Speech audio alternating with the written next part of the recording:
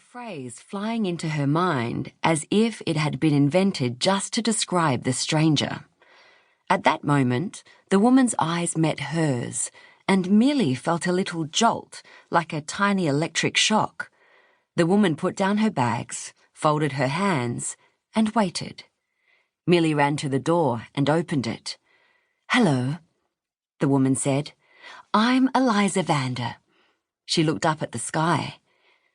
"It's raining," she added, as if she'd just noticed. Milly nodded. She realised that her mouth was hanging open and quickly shut it. Eliza Vanda smiled. Everything around her was damp and dull, but her smile was like the sun coming out. And just then, a patch of blue appeared above her head, and the rain stopped. "Right," she said, with the air of getting down to business.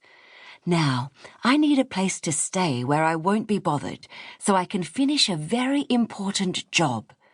Are any of these cabins free, do you know?" Milly blinked and pulled herself together. Her father wouldn't hear her if she called him, and if she ran up to the attic to fetch him, there was a risk that the woman might get impatient and leave. That was a risk Milly didn't want to take. She was usually shy with strangers, but if there was a chance of renting out one of the cabins, she knew she should grab it. "They're all free," she said breathlessly, stepping outside and quickly skirting the sodden pile of junk to reach the road. "You can have whichever one you like." Too late, it occurred to her that this didn't sound very good. "Only because it's winter," she added. "In summer, we're booked out. Mostly." An electric saw screeched in Spindrift's attic, shattering the peace. Milly and Eliza Vanda both looked up. "Oh, that's only Dad," Milly stammered, as if somehow that made the noise less noisy. The saw shrieked again. Milly winced and glanced nervously up the road, before remembering with relief that Mrs. Meany was out. She turned back to Eliza Vanda and found the woman smiling at her, enquiringly. "Dad's making an upstairs bedroom for me, so Flora, that's our new baby, can have mine," Milly babbled in confusion. "Flora had to stay in hospital because she came too early, and Julie, my stepmother, stayed with her.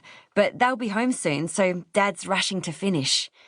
She realised she was talking too much and stopped abruptly, feeling her face grow hot.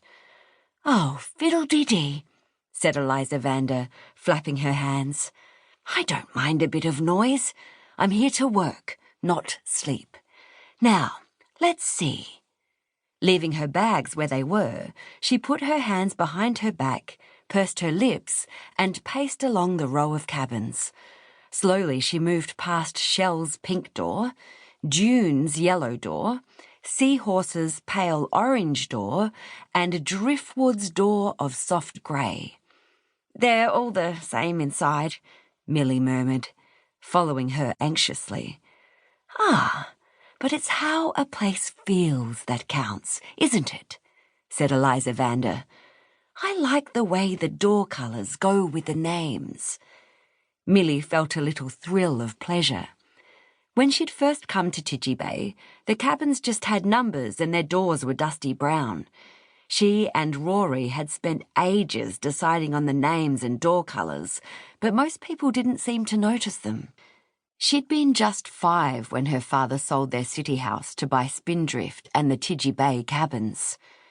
"They're a bit run down, but that's why they were cheap, so I'm not complaining," Rory had told her. "I'll soon fix them up. It'll be great, Milly Mouse. Fresh air, the beach on our doorstep, a good little school in Wide Beach for you when you start. There's even a ratty old studio behind the house where I can paint." At the time, Milly hadn't taken in much except that they were going to live at a beach, and her father was very happy about it. That was all she needed to know.